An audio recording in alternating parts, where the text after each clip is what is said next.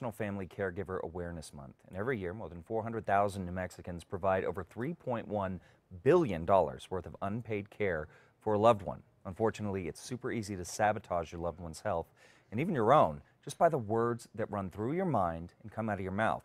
So joining us now is Dr. Lori Barr, author of the bestseller Think and Grow Well. Doctor, good to see you again. So this is something that I believe very strongly in. Words have power, and we use a lot of words every day. They have a deeper meaning. Is that right? The words that we use, they have a deeper meaning than what a lot of people might think they do. $3.1 billion dollars worth of unpaid care.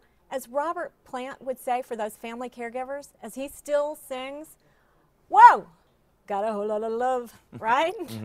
You know, I mean, it is amazing. And words do have a deeper meaning. When we use the right heartfelt feelings and the right words, we really build up vitality. But if we use the right heartfelt feeling, and what we usually do are just the first words we've learned, it cancels out and it really will help somebody feel sicker. So that's what we're here to explore today. Okay, so how does this help our loved ones? It helps our loved ones when we recognize a way to communicate that is congruent, where what we feel in our heart really goes out to them, all the love and energy we want to share with them. Okay. All right, so now you have a quiz I do. for us to take. Okay, let's have this quiz. Okay, so question one is, do you spend time helping your loved one feel comfortable or helping yourself feel comfortable, or do you even use the sentence, are you comfortable? If the answer is yes, comfort is a nail in your coffin.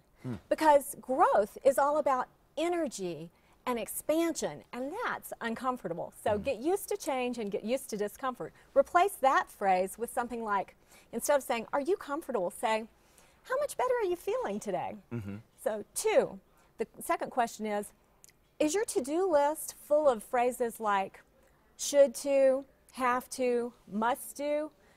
Congratulations, you have just put your life out of control. Instead, use empowering verbs like get to, want to, can do. Right, okay. Yeah, so question three is, when you introduce your loved one, do you also introduce their disease? Like, do you say, hey, this is my mom, Betty, and she's a diabetic? Right. Well, you know, Yeah, words like that are, diabetes, cancer, epilepsy, those words are like taking a hot brand and just searing the brain. It's crazy what that does when a doctor implants that diagnosis on somebody. Get rid of those words and instead think of something like, hey, this is my mom, Betty.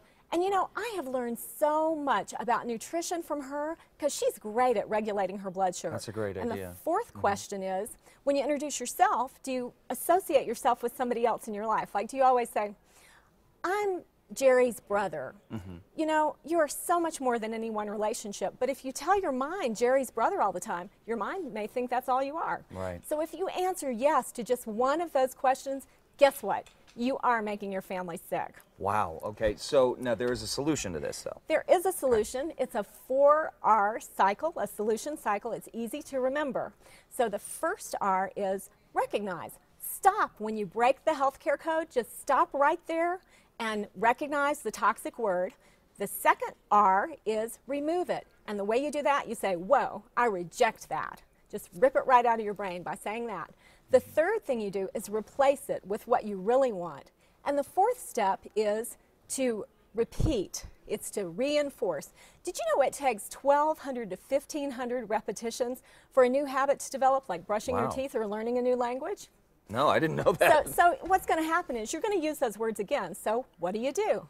Stop and recognize it, rip it out of your brain by saying, I reject that, reinforce it with the new idea, and repeat, repeat, repeat. Gotcha. Now you're on the way to building that new communication habit where you've got the right heartfelt feeling, the right words, and you build vitality in your family. Gotcha. So very quickly, Doctor, before we run out of time, where can we get a copy of your book, Think and Grow Well? Amazon. Amazon.com. All right, guys, for a full recap on this and how words are making you sick and how you can fix that, head over to CASA.com. Good to see you again. Good to see you. All right.